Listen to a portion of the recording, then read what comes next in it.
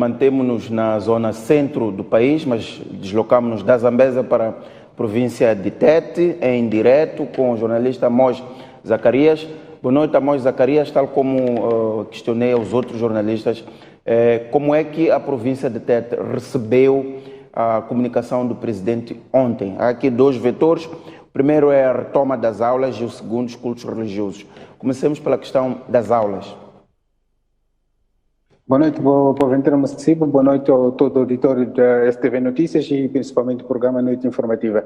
É verdade, a província de Tete recebeu a comunicação do Presidente da República. Aliás, antes disso, até a província de Tete estava ansiosa para receber essa comunicação e recebeu-a de forma muito, digamos assim, com uma certa satisfação, principalmente para a questão da educação, que, como dizíamos nas outras intervenções, estava a preocupar, e a semelhança de todo o país, estava a preocupar os pais encarregados de educação, que estavam receosos quanto ao reinício das aulas, tendo em conta uma lista, um vário leque de condições que devem ser garantidas para antes do reinício das aulas. E muito bem, ontem o Presidente da República veio publicamente reconhecer que há desafios, é preciso sim garantir condições mínimas para que se consiga conviver com esta nova normalidade. Aliás, já se sabe que ainda é difícil prevermos quando que esta Covid-19 vai passar, então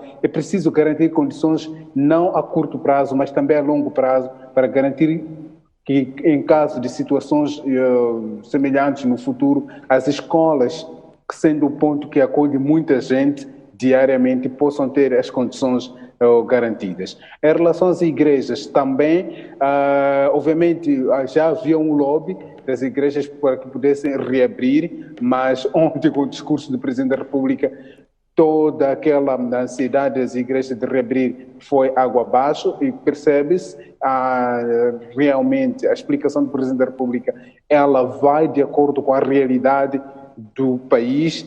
Me parece, até o professor Manuel de Araújo também o dizia há pouco tempo, me parece que desta vez o Presidente da República conseguiu ter um discurso que vai de acordo com aquilo que é a realidade das massas, ou aquilo que é a ansiedade das pessoas. As pessoas que esperavam este tipo de discurso. E neste caso é preciso dizer, mais uma vez, que o Presidente da República está de parabéns e muito provavelmente teve, desta vez, um aconselhamento e se calhar também conseguiu ouvir das diversas vozes que questionavam o discurso de se calhar há 15 dias atrás, quando anunciou a quarta fase, aliás, esta fase do estado de emergência, que no dia 27 poderiam se reabrir as escolas. Vamos a questões muito concretas. Ao nível da província de Tete, percebe-se que muitas escolas não estão preparadas. Vou lhe dar um exemplo muito concreto.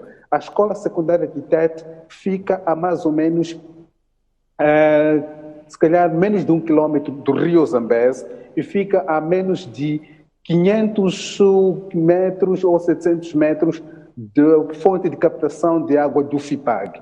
Curiosamente, a escola secundária de Tete, que é a maior escola secundária da província, não tem água canalizada nos seus balneários. Há uma semana, ou aliás, ainda esta semana, passei pela escola, havia um movimento a todo custo para poder ver se é possível ter-se água, e é uma escola problemática há longo tempo. Há muito tempo é uma escola com problemas de balneários. E havia certamente esta questão: como reabrirmos as escolas se até a escola mais importante e a maior escola da província de Tete não tem condições para reabrir? E então, acho que desta vez o Presidente da República foi feliz nesses termos e conseguiu aqui trazer um discurso que vai de acordo com aquilo que é a realidade que o país vive e não só a província de Tete, digamos assim, em termos particulares, vive. Exato. Amós Zacarias, uma questão, um dos desafios que o Presidente colocou ontem na sua intervenção tem que ver com a questão do incumprimento das medidas de prevenção ao longo de todo o país e levantava a questão de que a circulação de caminhões, o comércio internacional em concreto, era um dos fatores que não estava a ser observado. Faço essa pergunta porque Tete tem fronteira com 3 países, nomeadamente o Malawi, a Zâmbia e o Zimbábue. Como é que este movimento ao nível da província ele se tem verificado, uma vez que também o abastecimento tem de ser feito na cidade de Tete. E olhe também para outras intervenções em termos de prevenção. Bom, em relação aos caminhões municipais, é um facto, devido às cheias de março de 2018 que deixaram abaixo, ou seja, condicionaram a travessia da ponte sobre o rio Rovube. Neste momento, os caminhões, por exemplo, que vão para a Zâmbia têm que passar pela ponte Samora Machel, isto é, passar pelo centro da cidade de Tete.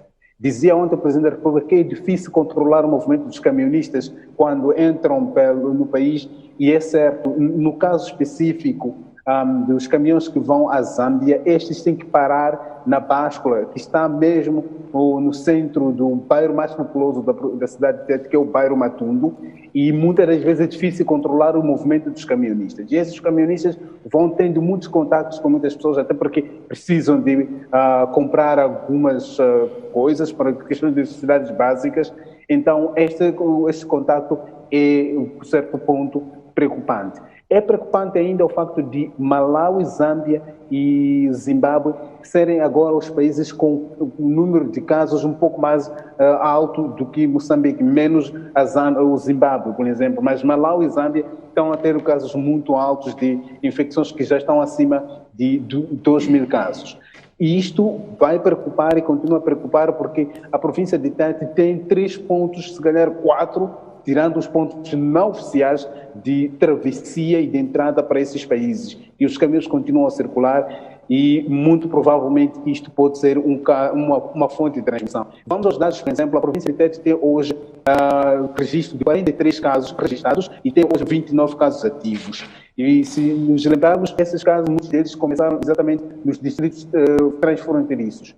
Hoje, apesar de que estamos a ter casos também no distrito de Caorabassa, que está a ser agora um ponto um pouco mais preocupante, mas esta questão dos caminhonistas é uma questão muito interessante. Em relação a questões de medidas de prevenção, continuamos a ter muita gente a circular na rua, na estrada, quase por todo o país, mas agora há um outro fator ao nível da província de Tete. Se há mais ou menos um mês dizíamos que havia muitos trabalhadores que tinham ficado, estavam nas suas casas sem trabalhar por causa exatamente das medidas de prevenção, a redução para 1/3.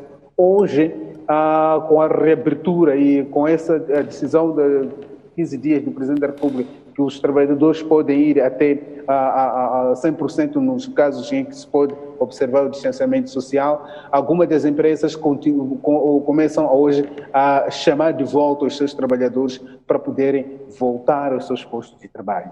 Há dias atrás, o governador de Tete, o Domingos Viola, dizia que pelo menos 5.000 trabalhadores poderão recuperar os seus postos nestes dias e está a ser feito agora um trabalho de análise das condições, principalmente nas empresas, aquelas pequenas e médias empresas de prestação de serviços aos megaprojetos de mineração. O que significa muita gente voltará a Tete, muita gente voltará a circular nas estradas.